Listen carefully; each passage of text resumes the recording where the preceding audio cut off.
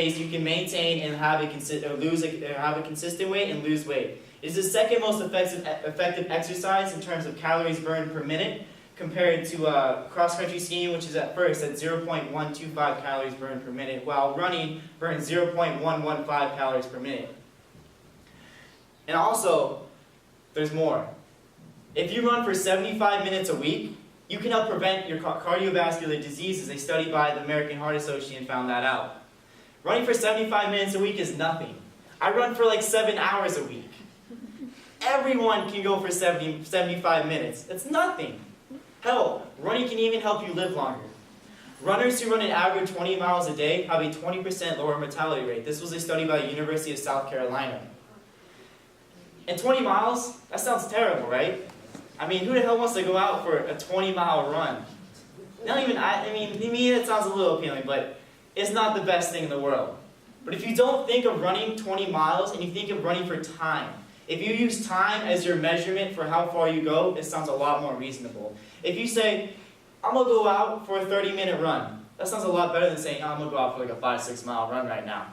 If you take the mileage and you turn it into time, it sounds attainable, it sounds achievable, and it sounds a lot more entertaining and a lot more feasible.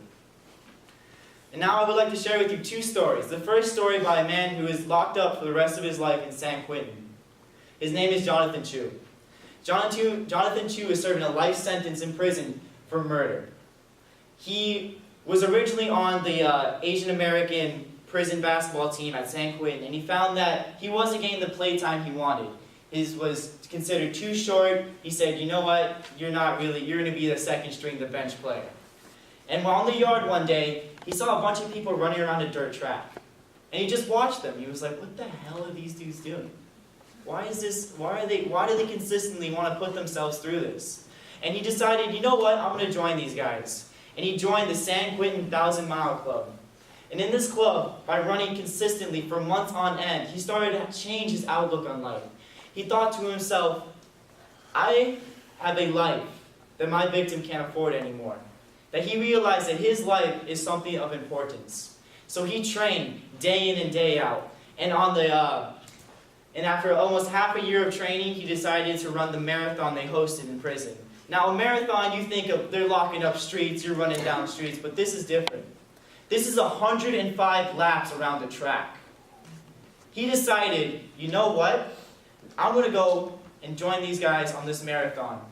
He ran a marathon in 4 hours and 1 minute and 20 seconds.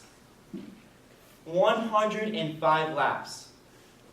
I do about 8 in one race. 105. To be able to push your body through that kind of mileage and realize, I'm going around in a circle for 105 laps. That doesn't sound like a lot of fun.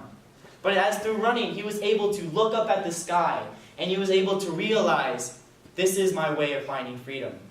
I will never leave these bars around this cell, this prison. I will never be able to outrun these armed guards sitting in the towers watching over me. But by running, I am able to look into the sky, and I am able to taste freedom.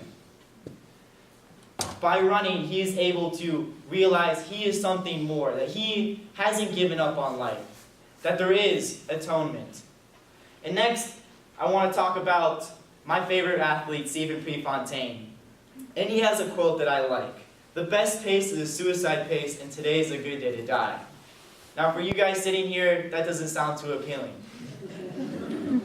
For me, it's something a little more than that.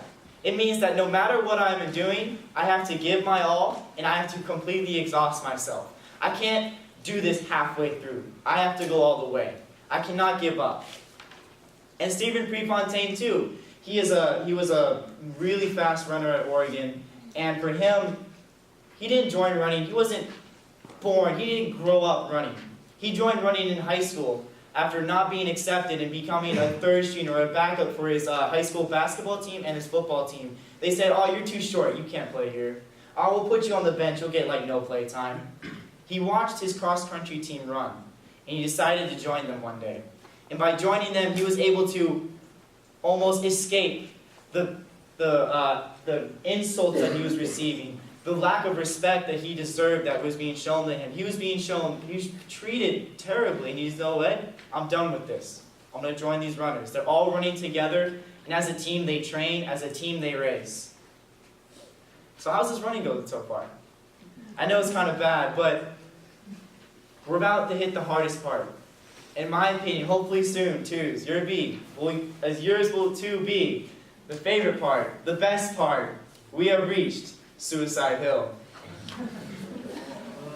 Together, we're going to march up this hot, half-mile cement hill to persevere and officially enter the world of running together as a team.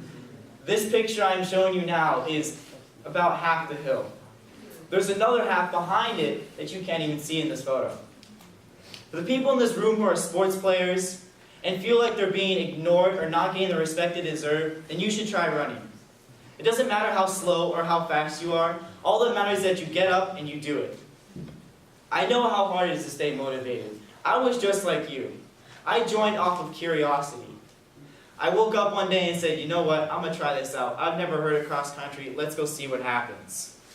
But the beauty of this long hill is that together we can feed off of each other's emotions. That we can join in together and be able to persevere and push on. You're not alone when you're a runner. When you're a runner, you're part of a family. And a family that can never be broken. Everybody here right now, as I said before, has secrets and skeletons in their closet that they don't want to share with anyone, that they never will share with anyone, and stuff that they will never feel comfortable or being able to open themselves up about it. But you no longer have to have those back thoughts, those voices in the back of your head telling you can't do this. You can by running, be able to realize, I am better than this. By pushing through your pain, you are able to say, I'm not letting this hold me back, I am moving forward. And you'll get to a point where you realize, wow, this is kind of great. Just like how we are now. We reached the top of the hill. Now at the top, I hope you realize the reason to try running. Even if it's not much at first, just go out for a little jog. You can grab your friends, because you never have too many people when you're running. Your willpower, as a teammate, you will be able to bond with people you've never thought be able to before. No matter what state, what continent you're in, by running, you will have a family there. I speak from experience. I've been to Japan. I've seen their runners. I've trained with them.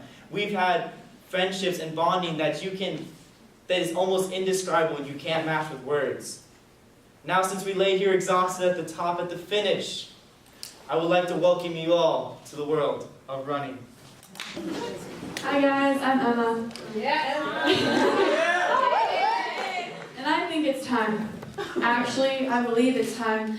I believe it's time for a change in the way we think, in the way we act, the way we behave, and the way we perceive the world. So many people talk about what's wrong with the world, and I am one of many to agree that the world can be a pretty messed up place at times.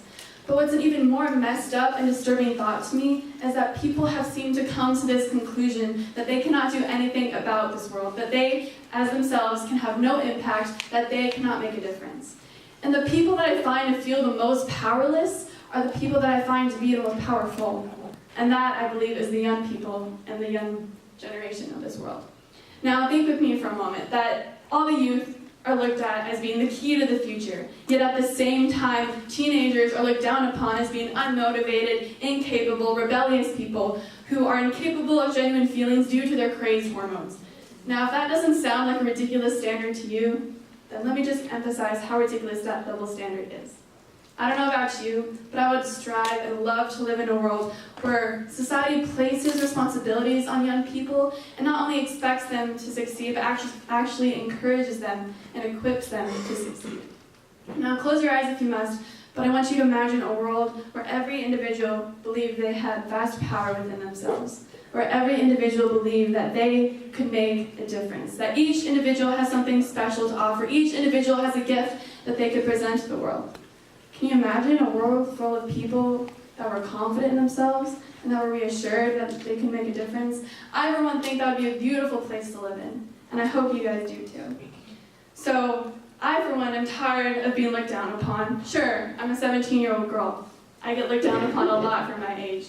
And I strive to live in a world where people can look at young faces and see them as being people who embody hope, progression, and change, not people that are unmotivated and incapable due to their lack of experience.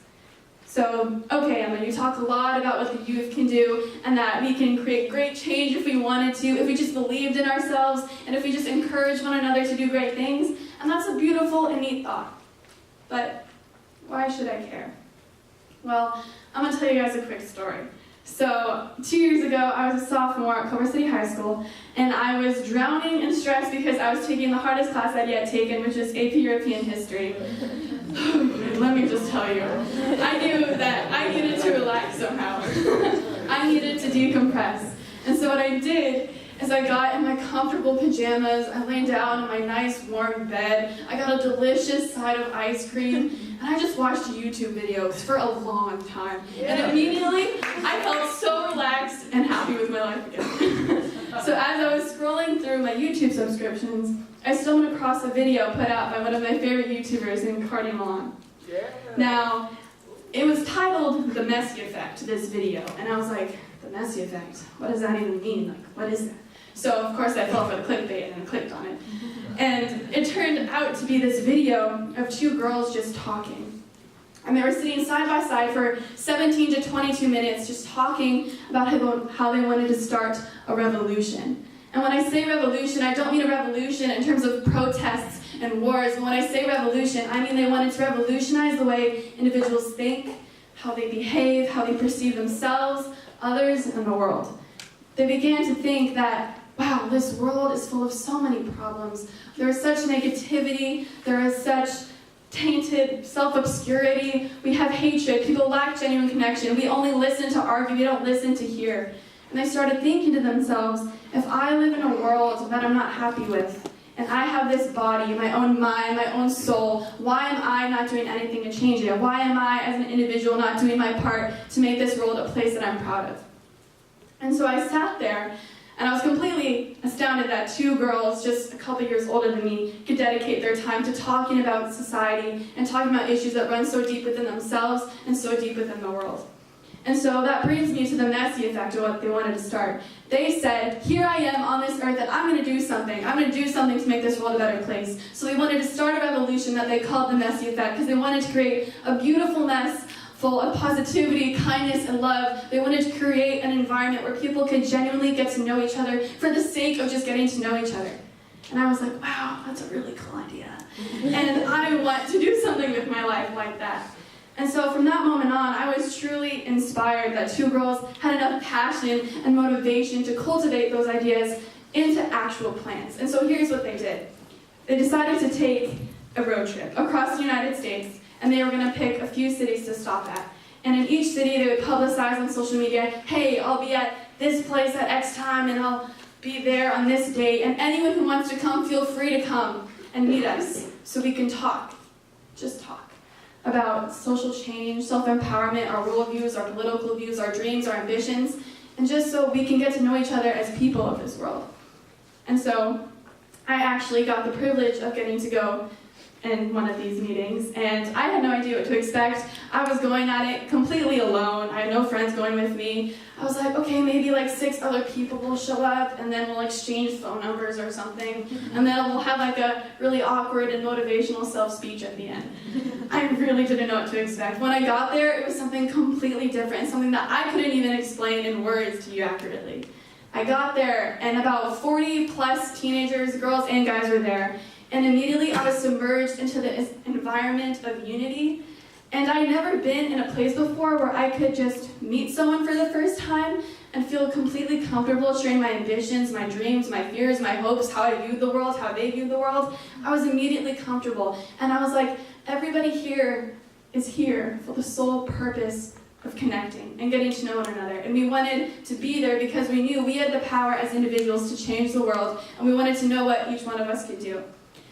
And so the reason I bring that up is because I have seen the power and the change 2 girls can have on this world. Just 2 girls touch hundreds and hundreds of lives across the country. So I'm thinking, here I am, just 40 teenagers, none of us knew each other at all, and we're connecting and we're coming up with solutions to social problems, to societal problems. So imagine what this world would be like if the world was like this 40-plus group of teenagers. where everybody believed that they were capable of creating great change, that they could implement love, positivity, and kindness wherever they went, just for the sake of wanting to create a better world. And so I think what we need to do is start teaching our children that they are capable and influential. My point is to you that I still believe in a world that can be full of teenagers and youth and anybody, frankly, that can believe that they are worth something, that they are capable of accomplishing whatever they desire, as long as they know that they are valued. I think that would be a beautiful world to live in. And lastly, I think if we want our youth to be the future, we must first let them change the present. Thank you. Geez, first of all, I want to say thank you. I am an aide. I've been in the district for about 4 years. I started at Albert Kahn Elementary School and literally worked my way up as a sub. I've worked in the various elementary schools, the middle school, and the high school. And I have to say, I really found my home here. I've been here for about a year, and I've fallen in love with the campus and the students, and I've seen the quality of their growth and have a bond with the community overall. In fact, a lot of my ideas are borrowed from the Culver city culture, so I can't take credit too much for my presentation. It's the first time I'm using this.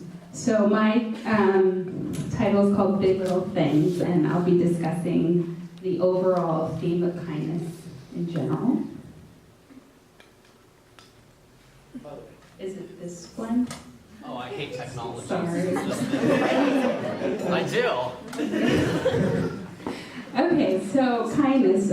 Before I begin what the slide is, kindness is really a very broad thing. I don't want to define kindness per se, but I think we can all agree that you can express kindness in different ways. You can say something nice to somebody, you can pick up a piece of trash, you can go out of your way for doing a favor for somebody. But in general, kindness is a good deed, and I'm not saying be a martyr or Mother Teresa or change your whole, rhythm of life. Don't blame me if you do. But many studies have suggested that kindness has a lot of benefits. It'll make you happy, it'll make you more grateful, and it will give you better relationships, actually. So it'll make you a kinder person and boost your mood. So before I begin, I want to tell you a study actually about kindness. So Scientific Journal a few years ago came up with a study. They wanted to see what would happen if they took 86 participants over a period of 10 days and broke them up into 3 groups, what their feelings and moods would be. So the first group, they were told to do a daily act of kindness. They didn't say what it was, but to record it. The second group, they said, do something new, something novel, something you normally wouldn't do in your routine. And the third group was more like the control group, so they said, don't change anything, but just, record your mood. So they followed up with them for about 10 days, and they found that the first and the second group actually were relatively the same. They had positive mood boosts and feelings of gratitude, and and this was probably had health benefits, but then you get into that. So I began to think, okay, we all know kindness is a good thing. We all know that when someone is kind to you, it makes you feel better about yourself, and you might want to be kind to someone else. But is there a way to measure the quality of our kind deeds? Okay, this made me think. Okay, literally think. Okay, it's an acronym. So, so how can I think? Okay, so I didn't need to go far to find my answers because, as I said earlier, Culver City is morally conscious, and as you want to take a tour, you'll see a bunch of posters, be kind, spread it like confetti, and people like Emma, trying to change the word and be inspiring and influential. You don't need to go too far. They just have this natural enthusiasm that's really inspiring. And it's also very,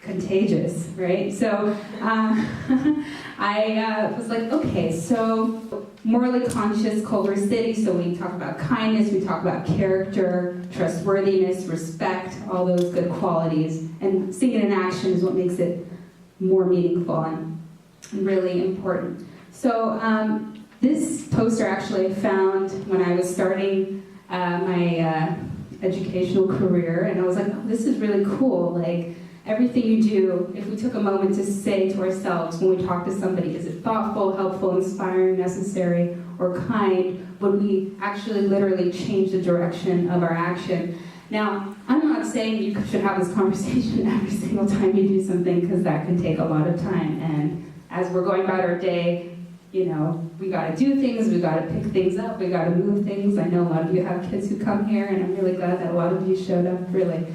That made me so happy. So thank you, that was very kind.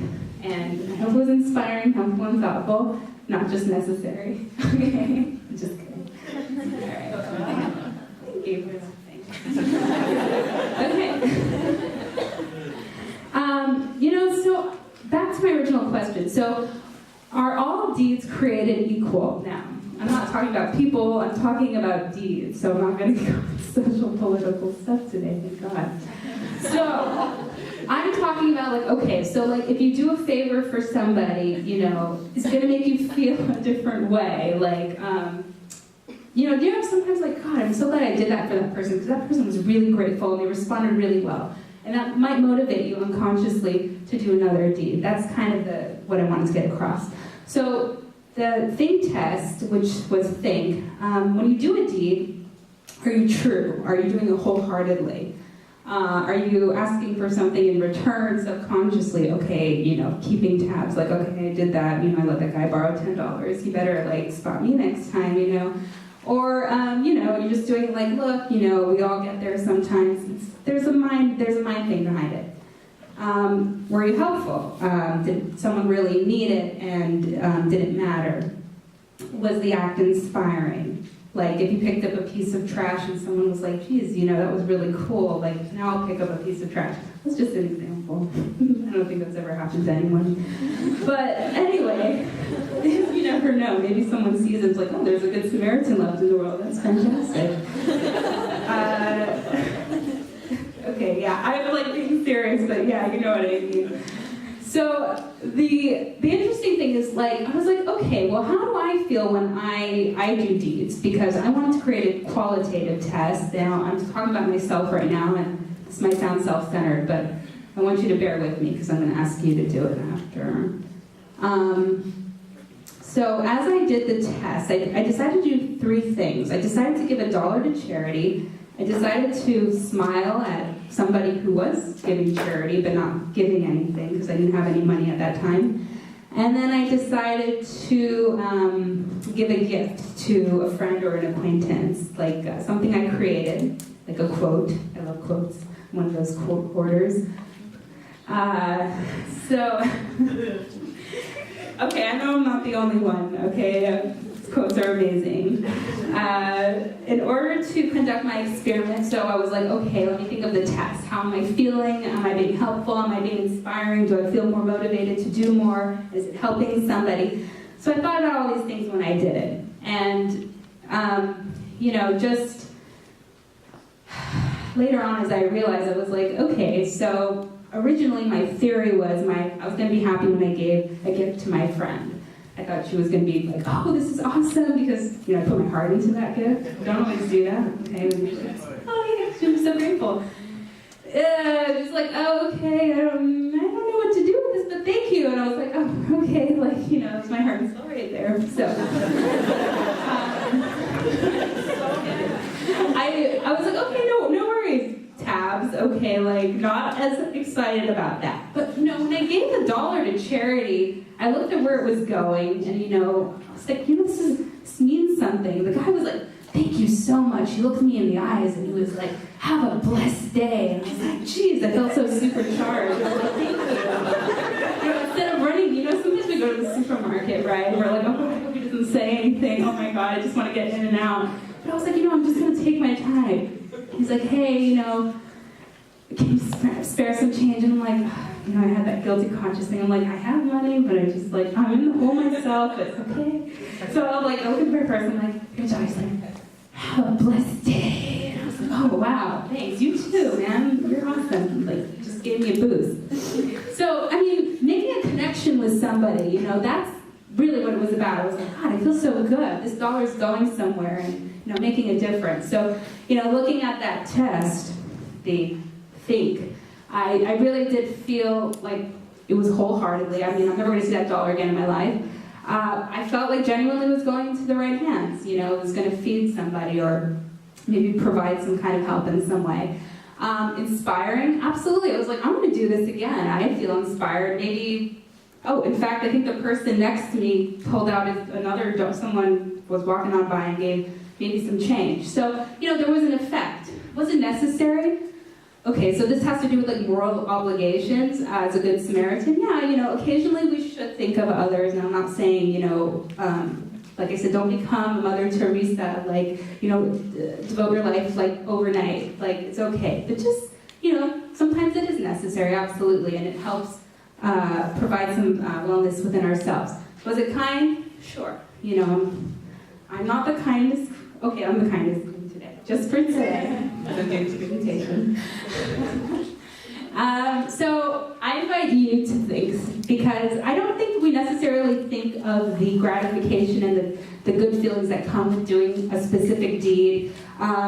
I really do believe not all deeds are created equal. So there's a disclaimer on the bottom there, and as I was doing it, I was kind of laughing because I was like, oh my God, this is so neat. Okay, so you may find that not all deeds are created equal. Each deed may respond differently per person. Some may benefit more than one deed than the other. Once you start, you can't stop. You might be labeled as crazy for following your heart and changing your routine in the slightest. People not understand your unusual behavior to suddenly promote good deeds everywhere. Results may vary. So that was my disclaimer. If you choose to just do random deeds and your parents are like, what's going on with our children? Like, oh my God, they need to think of their future. Okay, that's where I get saved. Okay, so this is my sort of like quotes that I created, but again, I borrowed it from somebody else. And this was a gentleman actually on the left there. He was just like so pleasant. I was like, can I take a picture of you? You're like so amazing. He's like, sure. And he's like, can I see it? And I'm like, yeah, here you go. And, it was a good connection. Right at Trader Joe's. I'm sure maybe you recognize. My quotes, like I said, I love quotes. I read something and I'm like, oh my God, that's exactly what I needed to hear. Books are amazing still, you guys. Please read. We are blessed that we have libraries still, and we should use them. Okay, so I'm going to reference something. May the deeds be with you always, okay?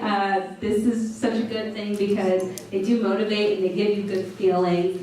And I invite you to really get in touch with what kindness means to you and what it could do for your well-being as well as the world around us, and really make a difference.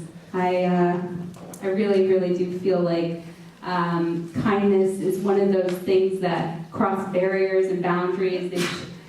Joy, these things, they connect. So we just need more of those connecting feelings, and I think the world will be a better place. So this concludes my comment. I'm not gonna lie, right now, since I woke up this morning, I've been extremely nervous, and it's just been intensifying up until this moment. My heart is racing at 1 million beats a minute. My mind is running faster than Max doing a track meet, and I am shaking. And I'm shaking in my pink boots. But I realize I am here for a reason, and I am here to tell a story. So, story time. Actually, prologue to the story time. So, my talk is a story. And it isn't just a story, it's my story. My story of kind of my life, why I'm here, why I am the person I am, why I do the things I do, so on and so forth. And it was motivated to me, the idea of telling my story, by two things. One, first semester, Culver City High School actually had a campaign that was, it was an anti-suicide PSA campaign that left the entire school shook, essentially. Everyone was just, there were so many just touching and intense stories told. And I, for one, because I have a similar story to that, I I was kind of left shaken. And my second reason is a reason that we'll all recognize. So, how many of you are seniors? Class of 2018. And how many of you have written a college essay?